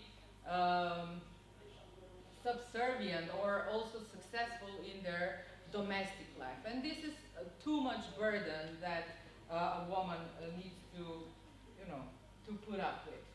So hateful misogyny target women whose behaviors or looks deviate too much from the ideal of femininity. So because of this, today we are really encountering this type of hateful female misogynism. Professor, may I interfere? Because I just have one simple question for you. Yes. After all these things that you said, I have a question for you, and the question is, according to what data? According to what data? Yeah. Well, I don't really have a data here, but there should be, yeah, there are also research that come up with data. For example, in the very first picture that you showed, I'm sorry, but I have to say this. It was a very provocative picture where that it said, can a woman open this? It's the same Yes, thing as, that's, well. Can we go back to it? Sure. And as you can see there, can a woman open it? Now it's like saying, now according to, which I'm sure, that men are physically stronger than women, and it's a well-known biological fact, right? And now chances are higher for a woman to not be able to open that. And making this comparison, it's like saying, putting on a high heels advertisement and saying, can a man walk on them properly? So. Well, this is what misogynism is about. This is the problem. This is a public advertisement which was very popular in the 60s, and this is how they advertise the bottle of ketchup, which could be, it's very user friendly, and even a woman can open it, pointing to the fact that a woman is not capable of doing that. So a man can only do that. So this is this is what misogyny actually about. It's the idea that women are not capable of doing the same activities as men can do. So intellectually, women are lesser than men, right? Emotionally, they are irrational, so they cannot think rationally. That's why they're having emotional outbursts. So this is the point that I'm trying to make, that this thing is wrong, and it still exists today. I'm not saying that we women can do much more than men can do. And I'm surprised you're kind of attacking me for this. I'm not attacking you. You are attacking. I don't know what you got from this. Women attacking. Yes, women attacking women. Yes. No, you're asking for. I didn't really do that type of research. I'm not into statistics and things. I'm doing literature and feminism, and we don't really go and interview people and calculate. I'm a literature person, so I don't have that type of statistics. But it's a fact, and you have been insulted by this, right? No. Is it insulting? No, absolutely not. Can you open this bottle? Can you open any bottle? Any bottle. Can you drive? Most of them. Huh? Most of them I can. Can you do things that men can do? Most of them. Most of everything. We can do everything. I everything. cannot build the building, because it's not in my capacities. As for Yes, you can. Of course you can. I mean, machines do that. Not. Okay, you cannot carry 5 kilos of whatever stone, but 2 kilos we can all do that.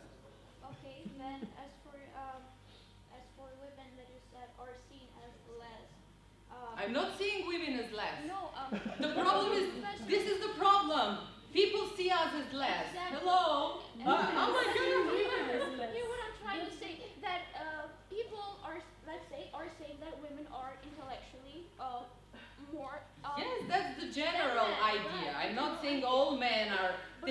other that hand, we women have are. plenty of data which shows that women are intellectually then perform better than men. This is what I'm saying, according to what data. Okay, you cannot make such kind of comparison to say that because I know her, she's our student. She's also a fighter for women. Yeah, but she misunderstood me. I don't know. I don't know why she doesn't understand me. Is there something wrong with my presentation? That's why. She's also in the same line. I know. No, but is there something? Are you thinking that I'm advocating for men being more than women? Absolutely, total opposite. That's what I'm saying. She's in the same line. Total opposite. I just said. No, but she was kind of insulted by this. Absolutely. She's supporting your I just wanted to presentation. ask, according to what data is all this? I don't have data for this. Yeah, for this particular, but I will. Yes, or maybe we can do a collaborate on the research. Yes. You see, from antagonism we can go to interdependency. Yeah. If the professors allows me, you can have the data in the Institute of Social Sciences and Humanities, gender-based statistics. And the professors, what I'm saying is just a general, holistic point of view upon women and men. That's all. Thank you. About the statistics. Yeah, but I would be very much interested, willing to start a research like this, because my research is based on interpretation, not on numbers. Yeah. Okay. Oh my God. How do I go on now? All right. Okay. All right. Here are some quotes from a woman called Sezen, and she published a book where she talks about, men and women, and the title is The Alpha Female Guide to Man and Marriage, because we women, eventually have to get married, right? And how love works, how to, keep the marriage successful. And this book falls in this category of, a female misogyny. So misogyny, again, is men disrespecting women. Female misogyny is when women disrespect their sisters, right? And I have some quotes here. She says, so the reason why there is, divorce and people, women not wanting to get married is because women have become too much like men. So you might agree, you might disagree, right? They're too competitive, they're too masculine, they're too alpha. So alpha is a term that's usually attributed to men, to the strong man. So she attributes modern women's inability to find lasting love to their need to dominate and overpower.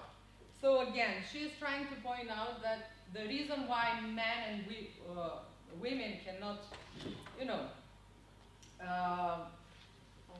run a healthy love life or marriage is because they are on the same level now. So she's, in other words, referring to this idea that women should be a little bit lower, shut up a little bit so that, things can work.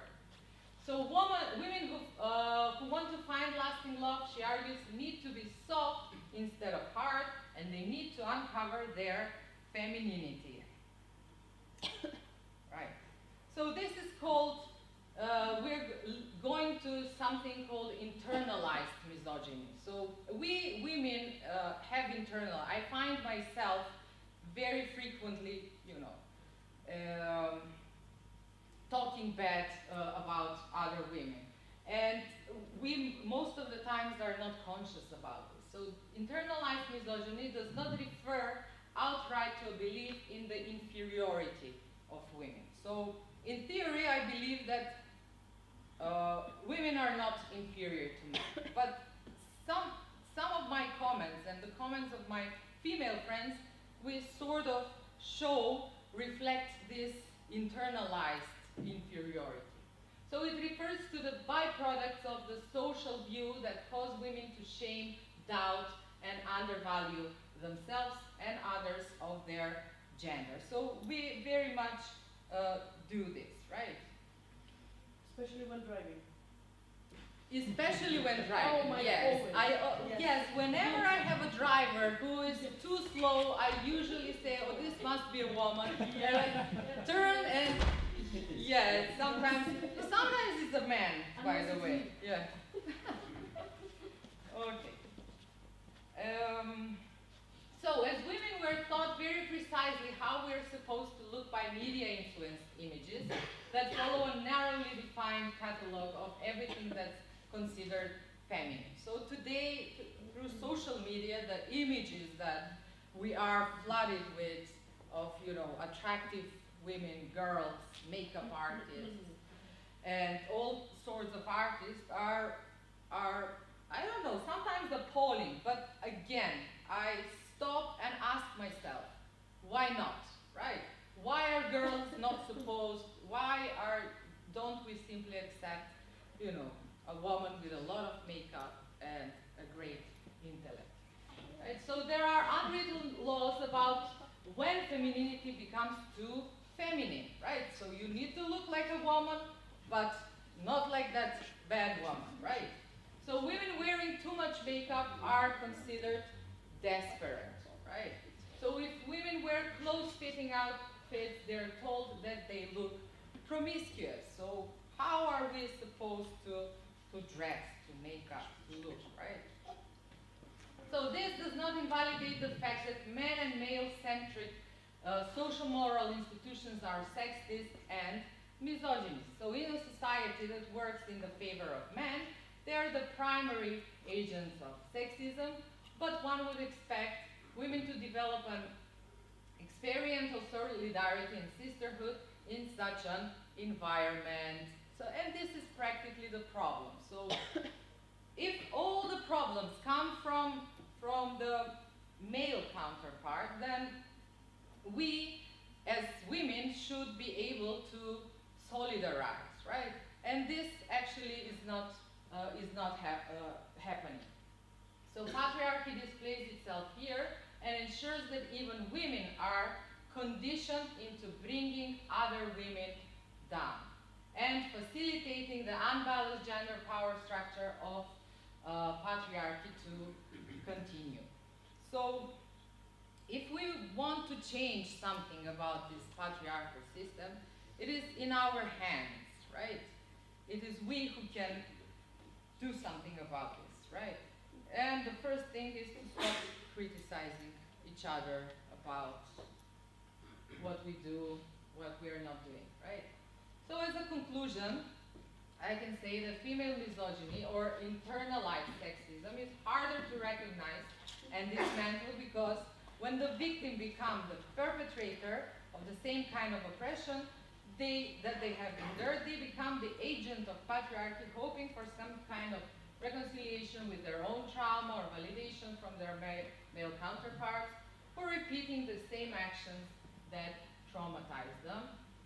So we can fix this only through conversations, unlearning and building strong female solidarities that we will be able to see through the tightrope of how we all harbor and perform sexism, despite also being at the receiving end of it. So that's all from me.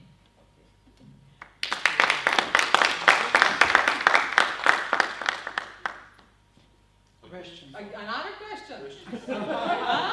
Are we good now? Absolutely, Professor. I totally agree. Let me just clarify myself. I totally agree with the fact that misogyny, sexism, all these things, patriarchy, they exist. And when I asked that, I asked to know whether, to what extent do they. That was my question for the data. And for the other part, I think that, as you said, to help each other, I think the only way that a woman can actually help herself is to not fit to certain standards that, for example, the media have set, to not fit into the ideology that a man has created for what an ideal woman can be. So I think that how women can be their best self is by just not doubting their skills when a man tells them that they're not worthy enough, or a woman tells them that they're not worthy enough. So that was my whole point, for women to be strong enough to that point where they won't let outside sources affect who they are and doubt their skills or what they can accomplish. That was my whole point. Yeah, but then, of course, so we have examples of strong women, right? But the problem is that the other women also despise strong women, right? Because they're not, you know, womanly enough. Or, okay, we can discuss this. That is very, very It is a very difficult position between two women. Yes, to interfere between them is almost impossible. Okay, so it was very interesting presentation that we had, and it all the time, my opinion is that those presentations that are causing most of the comments, actually that are provoking comments, those are the best presentations, especially when we're having a panel discussions, when we're having conferences, because the crucial element of the conferences is not presentation but discussion between panelists and the audience. So for this reason, I'm very, very satisfied with that conversation that we had. Do we have, but you know that there is, we must to be aware that there is no a lot of time. We are already, we needed to finish the thing. At 12, yes, there is one more presentation. That we have. So for this reason, it will be very interesting because Anthony wanted to ask questions some other, but we are going to pause here that presentation because we need to go to next presentation and to close the session. So now we're going to have David. Do you know, I think it is the name of the presenter. So David, the floor is yours. Please start with your presentation. And please finish if possible for 10 minutes. Of course.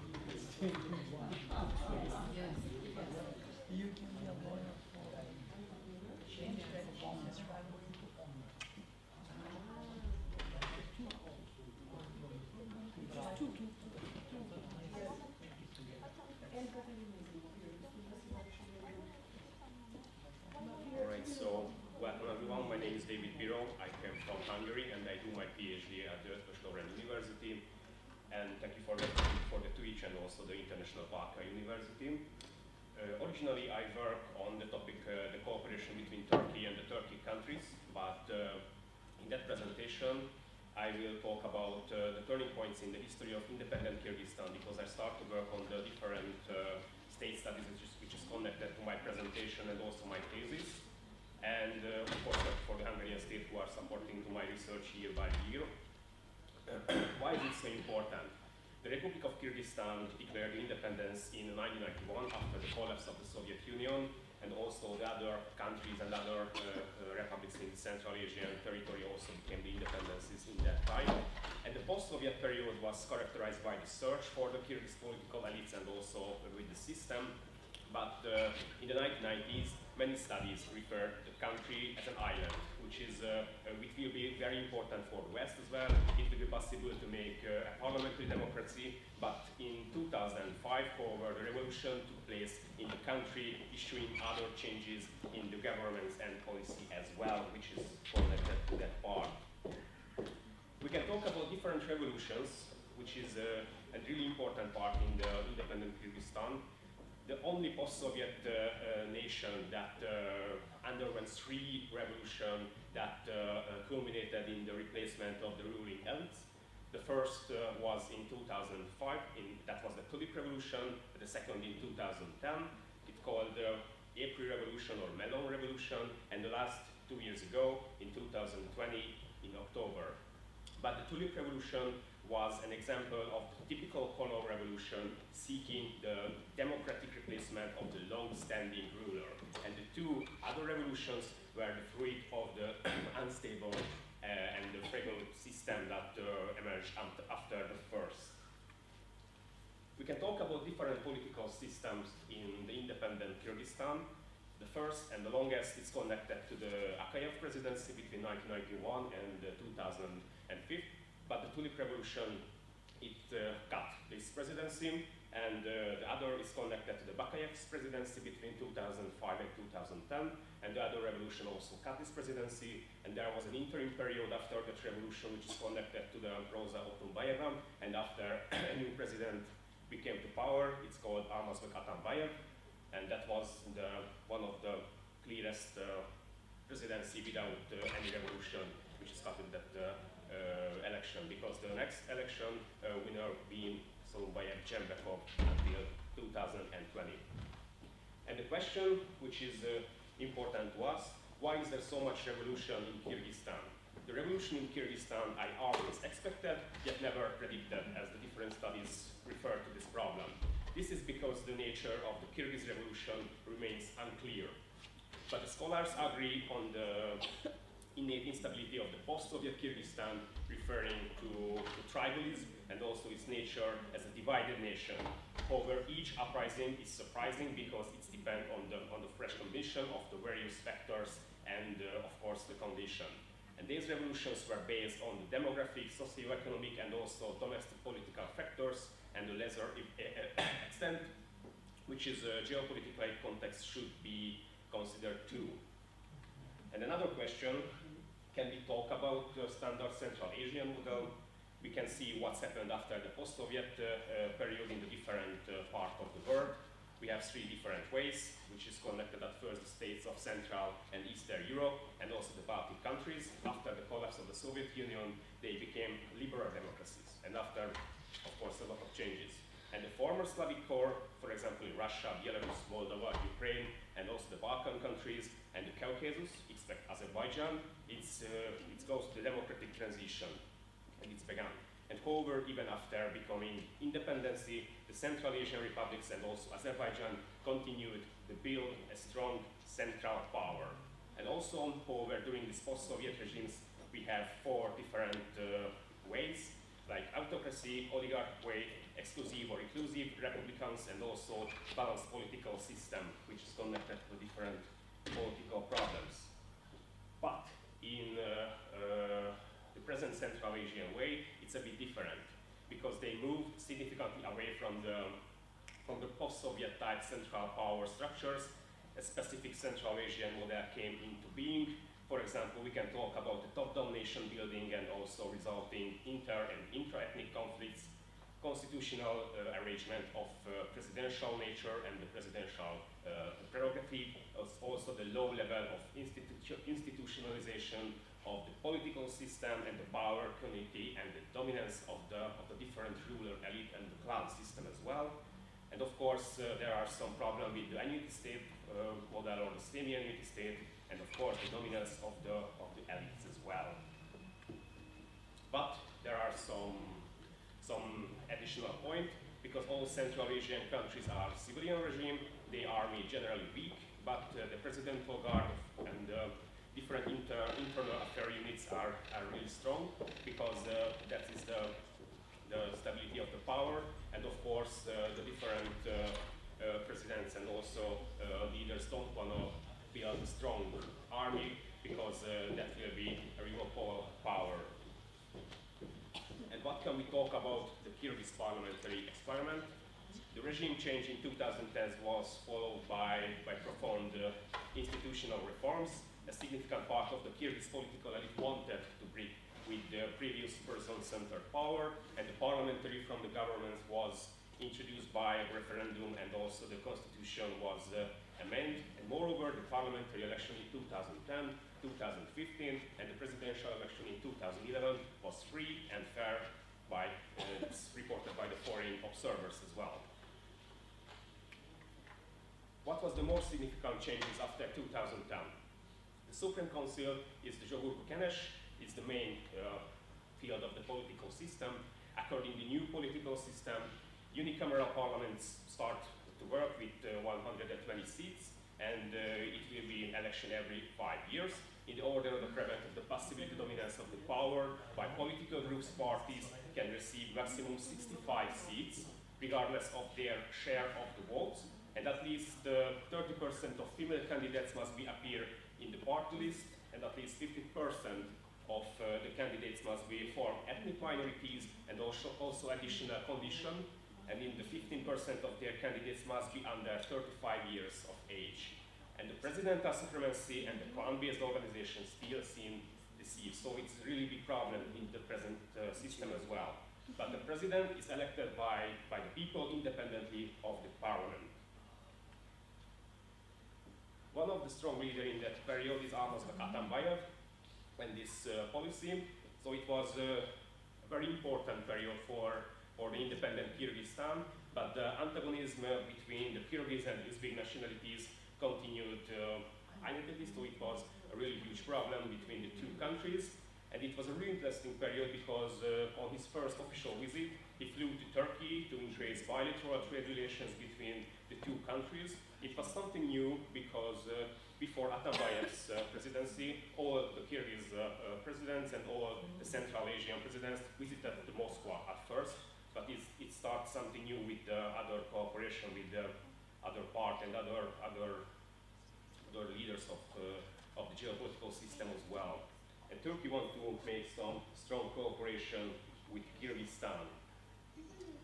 In that period of the presidency of Almazbek Atambayev, a new parliamentary election started in 2015, and the election were won by the president's Atambayev's party, this is the SDGK, and gained the majority in the parliament system. Also, there was a couple of new political parties in the system, but the parliamentary threshold was 7%. And the Atameken and also Birbol, Ongu Progress, Kyrgyzstan Political Party, and Atajurt and the Respublika Party won seats in the Kyrgyz parliament. But there was a lot of problems and difficulties in this election or after this election, because there is not clear for the voters which political parties connected to the different political views and ways. So there was also problems with the Kyrgyz political system, and sometimes these political parties connected to different clan elites and businessmen as well. So sometimes it's a really big problem during the election of the Kyrgyz political system. After Atambayev's policy, there was a new presidential election in 2017. It's interesting because since 2010, the elected presidents can only serve on term at the top of power, and 1.7 million of the voters cast their votes for this election, and the new president became to power, which was called Jembekov, and also Atambayev strongly supported to Jembekov's campaign during the campaign period, and there was another candidate like Babanov, who supported by the Kazakh president Nursultan Nazarbayev. So it was a really huge problem and conflict in the Kyrgyz newspapers, because they thought that Babanov is like a traitor in the Kyrgyz political system. So now we have Jembekov and Atambayev was close friends during the campaign, and Jembekov said they will follow Atambayev's policy, but he had a lot of cooperation with the different countries. In the first year, Jembekov participated in more than 30 international meetings and signed 70 bilateral and more than 400 multilateral agreements.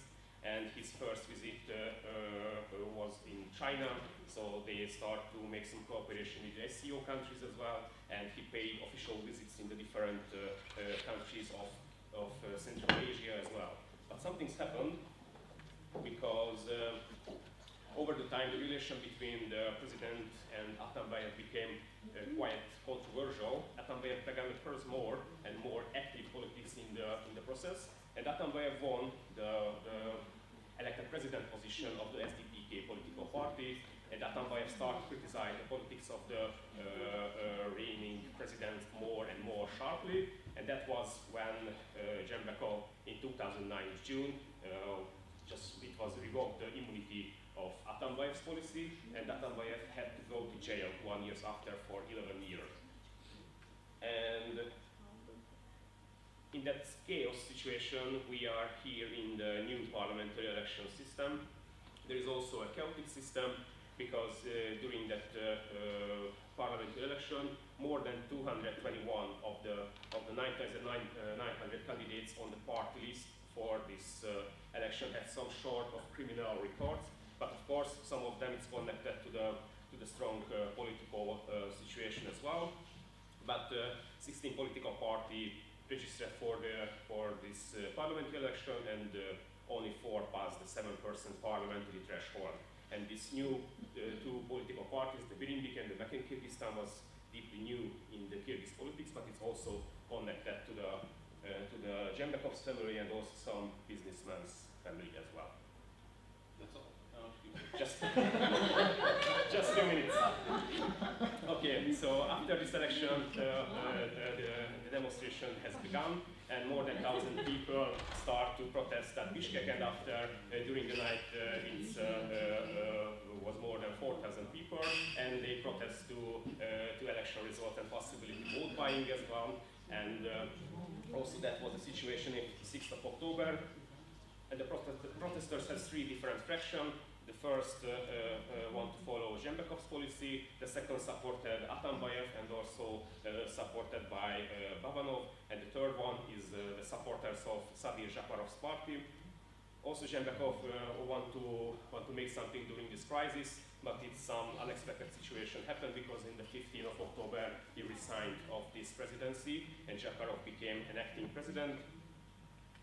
And he is also president after 2021 of January, but of course there are some problematic situations still in the Kyrgyz political parties and political life as well, and the major power have expressed concern about the political turmoil, and Kyrgyzstan was considered an important strategic partner by the West, but of course the clan system and also the ruling elite has a lot of problem between the minorities and also inside the parliamentary system, because present days they have just 90 seats on the 120 seats of the parliamentary system. So really fast, but it was that. Thank you so much. Thank you. Thanks, David. Do we have some questions? No? Okay, there is no questions, so I'm closing this session. I think that we have a very good presentation.